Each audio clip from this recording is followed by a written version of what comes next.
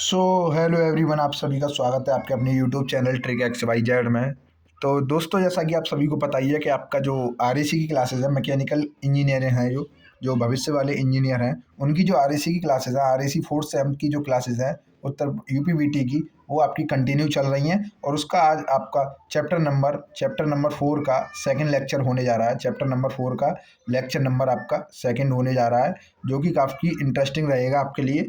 और मैंने आपको कल आप इसमें आपको बेल कॉलिमन साइकिल की थ्योरी मैंने पार्ट कवर करा दिया था। आज हम उसका न्यूमेरिकल पार्ट करेंगे, जिसमें आपको सीओपी वगैरह निकालने को आती है। तो बेल कॉलिमन आपका मैंने अच्छे तरीके से डिटेल में आपको समझा दिया था क्या होता है और इसमें क्या क्या अवयव लगे रहते हैं, इनका ये डायग्राम था। इसके बाद इसमें दो चार्ट होते हैं, एक होता है पीवी चार्ट और एक टीएस चार्ट, जो मैंने आपको अच्छे तरीके से समझाया था। पूरा ये बेल कॉलिमन आपका जो इन चार्टों पर ही, मतलब चार्टों के ऊपर ही पूरा निर्माण किया गया है इसका बेल कॉलिमन का। इसमें आपके 4 प्रोसेस होते हैं। चारों प्रोसेस मैंने आपको अच्छे तरीके से बताए थे। प्रोसेस आपका जो 1 से 2 होता है, उसमें हीट का निष्कासन नहीं होता है, और 2 से 3 में आपका हीट का क्या होता है, हीट आपकी इसमें निष्कासित होती है। तो Q बराबर आपका ये फॉर्मूला लिखवाया था। और प्रोसेस 3 से 4 में आपका हीट का निष्कासन ना अवशोषित होती है ना निष्कासित होती है, तो Q बराबर 0 हो जाती है इसमें।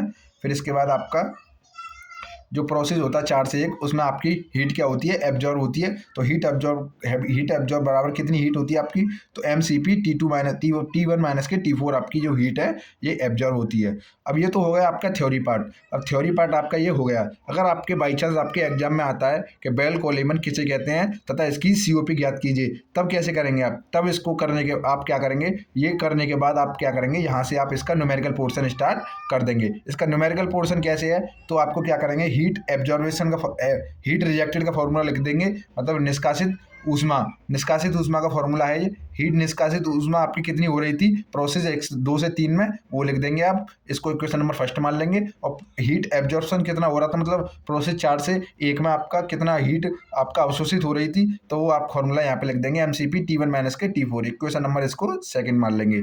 इक्वेशन नंबर फर्स्ट और इक्वेशन नंबर आप सेकंड इस टाइप से इनको मान लेंगे। इसको मानने के बाद अब देखिए नेक्स्ट होता है अब आपका, हम क्या जानते हैं, हम जानते हैं सीओपी बराबर एक फॉर्मूला। मैंने कुछ अगले वाले लेक्चर में, पिछले वाले लेक्चर में मैंने आपको सीओपी का एक फॉर्मूला बताया था, जो आपके लिए काफ़ी आगे तक इंपॉर्टेंट रहने वाला है। और उस फॉर्मूले को आप अच्छे तरीके से याद भी कर लेंगे। तो सीओपी बराबर एक फॉर्मूला था, अवशोषित ऊष्मा अपॉन में किया गया कार्य। सीओपी बराबर था अवशोषित ऊष्मा अपॉन किया गया कार्य, या वांछित, इसको वांछित ऊष्मा भी कहते हैं। तो अवशोषित ऊष्मा कितनी है इसमें आपकी, अवशोषित ऊष्मा आपको पता है कितनी है, अवशोषित ऊष्मा हीट एब्जॉर्वेशन आपको पता है कितना है।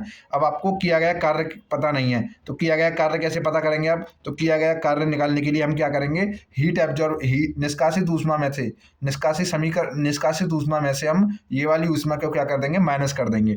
निष्कासित ऊष्मा में से अवशोषित ऊष्मा को हम माइनस कर देंगे। तो कार्य बराबर फॉर्मूला लिख देंगे हम, निष्कासित ऊष्मा माइनस के अवशोषित ऊष्मा, निष्कासित ऊष्मा माइनस के अवशोषित ऊष्मा। ये लिखने के बाद अब हम क्या करेंगे, डायरेक्ट इसको फॉर्मूले में रख देंगे। डायरेक्ट फॉर्मूले में रखेंगे आप, तो आपको पता है कि सीओपी बराबर अवशोषित ऊष्मा कितनी है आपकी, अवशोषित ऊष्मा बराबर ये है, तो अवशोषित ऊष्मा बराबर आप यहाँ पे लिख देंगे। इसके बाद देखिए निष्कासित ऊष्मा, तो वो दिया गया कार्य कैसे लिखेंगे, तो कार्य बराबर फॉर्मूला है ये, निष्कासित ऊष्मा माइनस के अवशोषित ऊष्मा। तो निष्कासित ऊष्मा आपकी इतनी है और अवशोषित ऊष्मा आपकी इतनी है। देखिए अवशोषित ऊष्मा ये रही ना, माइनस कर देंगे निष्कासित ऊष्मा में से।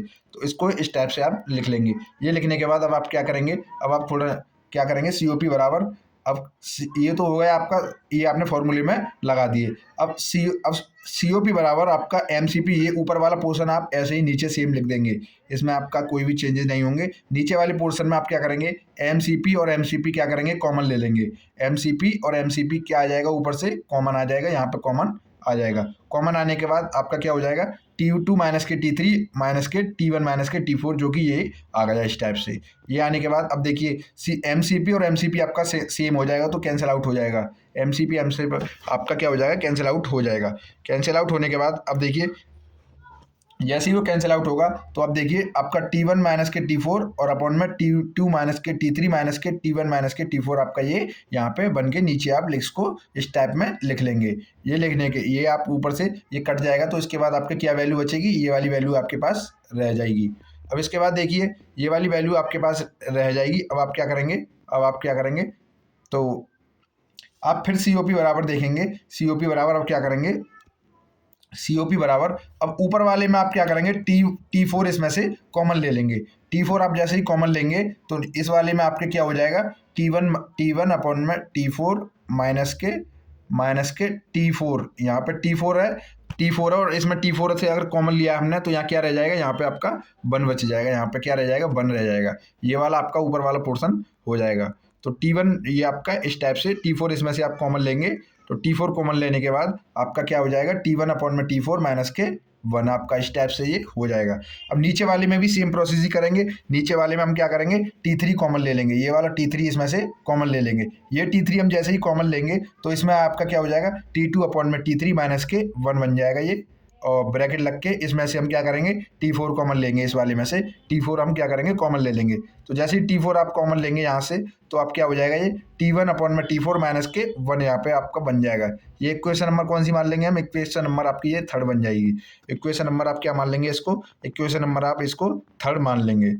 अब देखिए इतना प्रोसेस होने के बाद अब क्या करेंगे आप, प्रक्रम 1 से 2 में, प्रक्रम 1-2 से क्या होगा, प्रक्रम 1-2 से, प्रक्रम 1-2 से आप क्या करेंगे, आदर्श गैस समीकरण का फॉर्मूला आपको पता होगा, P1 की पावर गामा बराबर P2 V2 की पावर गामा, या PV की पावर गामा होता है आदर्श गैस का। तो आप आदर्श गैस का इक्वेशन, आइडियल गैस का फॉर्मूला आपको पता है क्या होता है, P1 PV की पावर गामा। तो अब क्या करेंगे, पीवी की पावर गामा आपको क्या है, प्रोसेस 1 से 2 में लग रहा है, ये किस में लग रहा है, पीवी की पावर गामा आपका प्रोसेस 1 से 2 में लग रहा है। तो प्रोसेस 1 से 2 में लग रहा है तो उस टाइप से देखेंगे तो P1 V1 की पावर गामा बराबर P2 V2 की पावर गामा, ये दो प्रक्रमों में ये लग रहा है, तो इस टाइप से ये हो जाएगा। अब देखिए ये क्या करेंगे आप, इसमें आप क्या करेंगे, इतना पोर्शन आपको याद रखने की जरूरत पड़ेगी क्योंकि ये सॉल्व भी होता है, सॉल्व करने में थोड़ा ये लेंथी हो जाता है, तो उसको हमने सॉल्व नहीं कराया है, यहाँ पे ये इस टाइप से आपको लिखवा दिया है। तो आप क्या करेंगे, T2 अपॉन में T1 बराबर P2 अपॉन में P1 की पावर गामा माइनस के अपॉन में गामा, इसको आप इस टाइप से लिखने के बाद समीकरण नंबर 4 बना देंगे। इस टाइप से आप इसको लिख लेंगे, ठीक है ना। अब इसके बाद देखिए इस टाइप से ही आप प्रक्रम 3 से 4 नीचे लिखेंगे, प्रक्रम 3 से 4, प्रक्रम 1 से 2 तो ये हो गया, प्रक्रम 3 से 4 में आ जाएंगे। फिर यहाँ पे फिर क्या करेंगे आप, प्रक्रम 3 से 4 में आपको क्या करेंगे, ये वाली इक्वेशन जो अभी आपने ये वाली लिखी है यहाँ पे, प्रक्रम ये वाली इक्वेशन है, इस वाली इक्वेशन को ही आप नीचे लिख देंगे।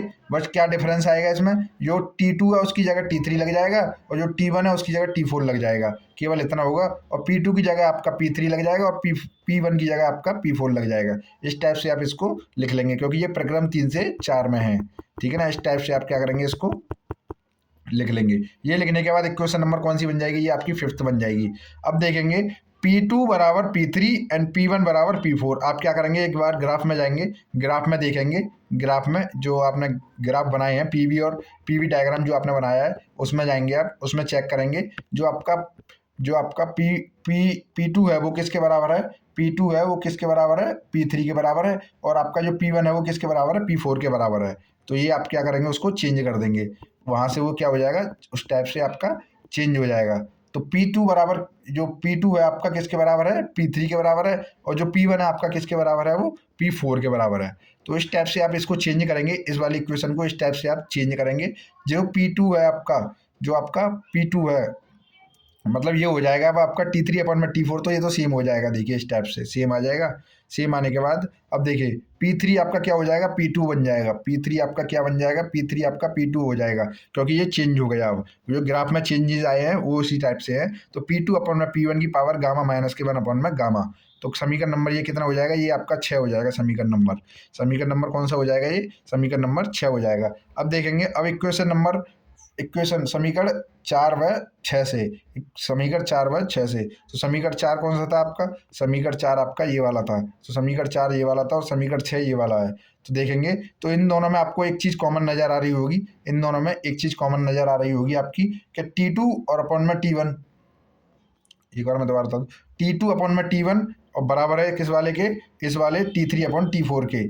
जो आपके T2 अपॉन में T1, ये दोनों जो आपके, अब देखें आप इस टाइप से, जो आपका समीकरण 4 है ऊपर वाला, उस वाले में देखिए T2 अपॉन में T1, एक मिनट, हाँ अब देखिए T2 अपॉन में T1 बराबर P2 अपॉन में P1 की पावर गामा माइनस 1 अपॉन में गामा, समीकरण 4 नंबर है ये। अब समीकरण 6 देखें, T3 अपॉन में T4 बराबर P2 अपॉन में P1 बराबर गामा माइनस के 1 अपॉन में गामा। जो समीकरण 4 है और जो समीकरण 6 है, उन दोनों में आपका P2 अपॉन में P1 की पावर गामा माइनस वन क्या है, बराबर है। तो इस टाइप से आपका क्या हो जाएगा, इस टाइप से आपका जो T2 अपॉन में T1 बराबर हो जाएगा T3 अपॉन में T4 के।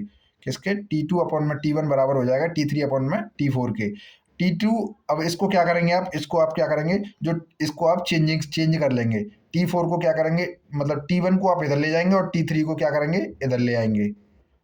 इस टाइप से आप इन दोनों को कर देंगे। तो इस टाइप से करने के बाद T2 अपॉन में T3 अपॉन में T2 अपॉन में T3 बराबर हो जाएगा आपका T1 अपॉन में T4 के। तो ये इक्वेशन नंबर आपका कौन सा हो जाएगा, ये इक्वेशन नंबर आपका 7 बन के तैयार हो जाएगा। इक्वेशन नंबर कौन सा हो गया, ये इक्वेशन नंबर 7 हो गया। अब समीकरण 7 से T2 अपॉन में T3 बराबर T1 अपॉन में T4 समीकरण 3 में रखने पर, समीकरण 7 से T2 अपॉन में T3 बराबर T1 अपॉन में T4 किस में रखने पर, समीकरण 3 में रखने पर, समीकरण 3 में आप T1 अपॉन में T4 रखेंगे। तो समीकरण 3 एक बार देखेंगे आप कौन सा है। समीकरण 3 में जो T2 अपॉन में T3 है उसकी जगह क्या रखना है आपको, T1 अपॉन में T4 रखना है। T1 अपॉन में T4 आपको रखना है। तो समीकरण 3 आपका ये वाला है, समीकरण 3 इसमें नीचे रखेंगे आप।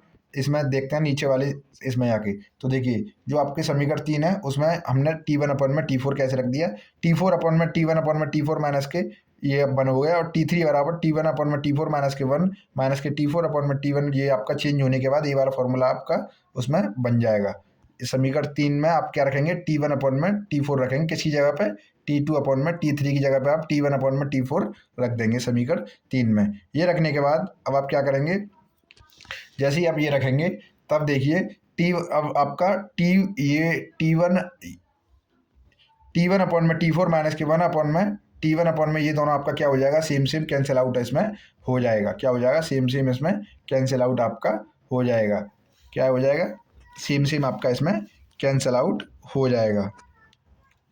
फिर क्या करेंगे आप, T4 का इसमें अंदर मल्टीप्लाई कर देंगे, इस वाले T4 का इसमें अंदर मल्टीप्लाई कर देंगे। तो मल्टीप्लाई करेंगे आप तो देखिए T4 अपॉन में T4 आपका 1 बन जाएगा, ये T4 अपॉन में T4 ये 1 बन जाएगा।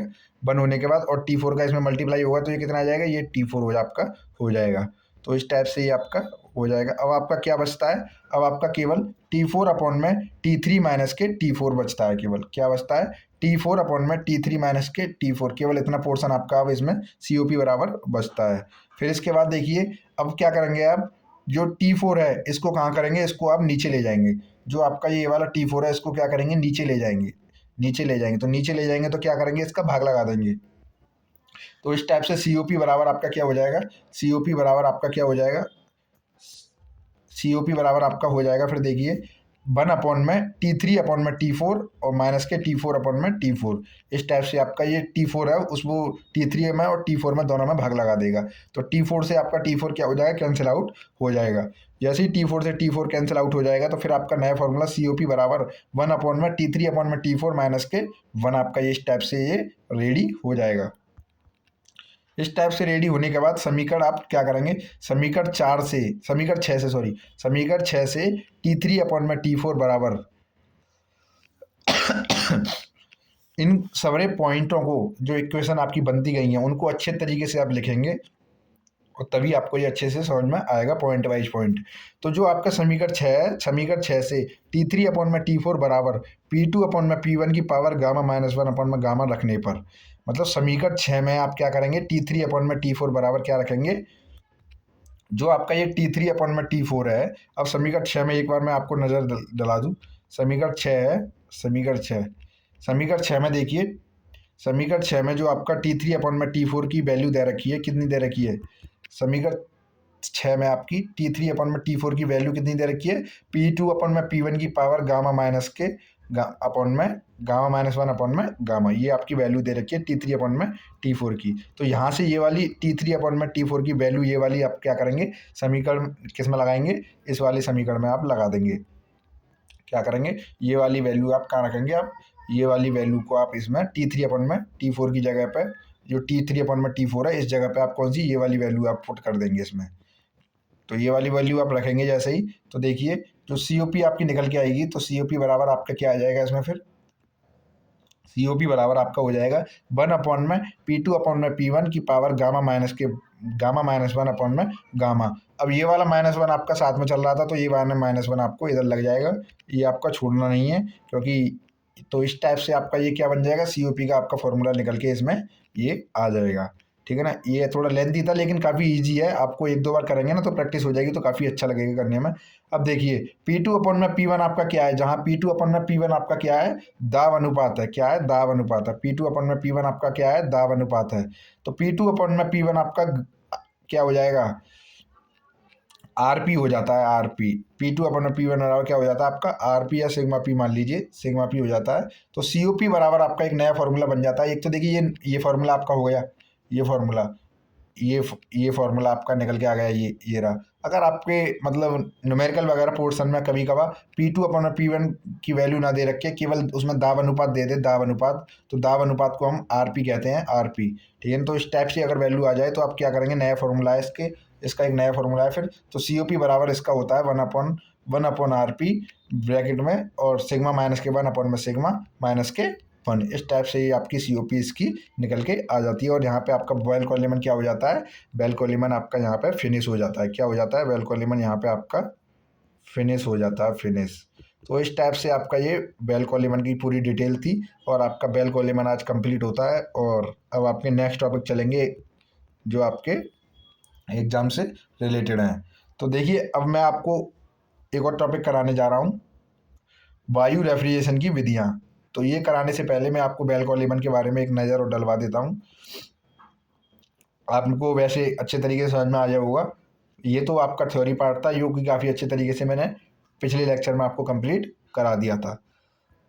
तो ये आपका बेल कॉलिमन प्रोसेस था पूरा, अच्छा लगा होगा आपको।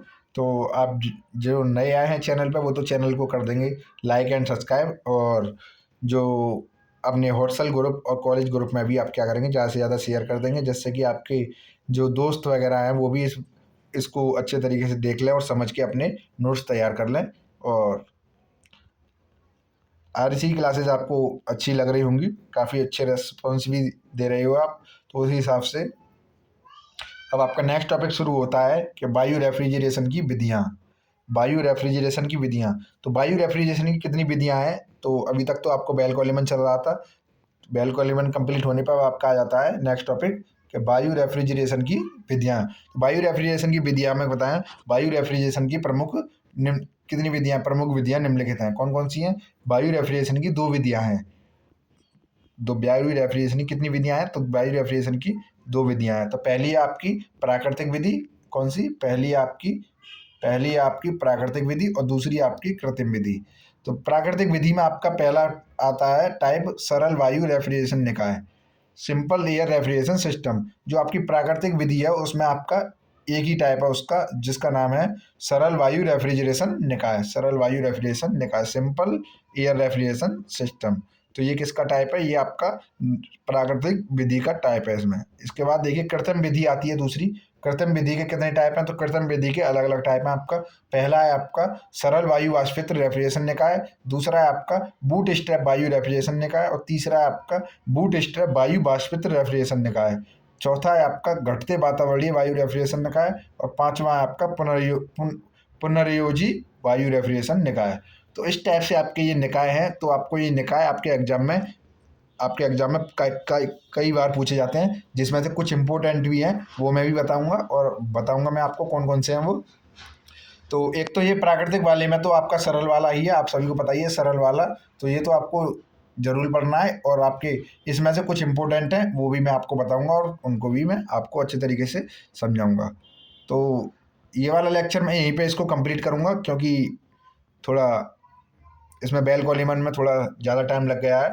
तो इस टाइप से आप बेल कॉलिमन लिख लेंगे, लिखने के बाद आप क्या करेंगे, अब नेक्स्ट लेक्चर में आपको मैं प्रोवाइड करूंगा, जिसमें आपको ये रेफ्रिजरेशन है इनको कंप्लीट कराएंगे, रेफ्रिजरेशन निकायों को जो विधियाँ हैं इनकी विधियाओं को कंप्लीट कराएंगे। इनमें काफ़ी डायग्राम है, आप डायग्राम को अच्छे तरीके से समझेंगे तो आपको और अच्छे से समझ में आएगा। जो इसमें एक बूट स्ट्रैप वगैरह है, ये आपको क्या है, बूट स्ट्रैप हो गया, सरल वायु वाष्पित रेफ्रिजरेशन हो गई, और आपका ये सिंपल एयर रेफ्रिजरेशन सिस्टम हो गया, ये आपके इंपॉर्टेंट है काफ़ी। इनको कराएंगे हम, कराने के बाद आपका ये चैप्टर भी यहाँ पे फिनिश अगले लेक्चर में आपका करा देंगे। तो मिलते हैं फिर नेक्स्ट लेक्चर में, आज के लिए काफ़ी इतना है, और मिलते हैं नेक्स्ट लेक्चर में। Thank you, bye bye.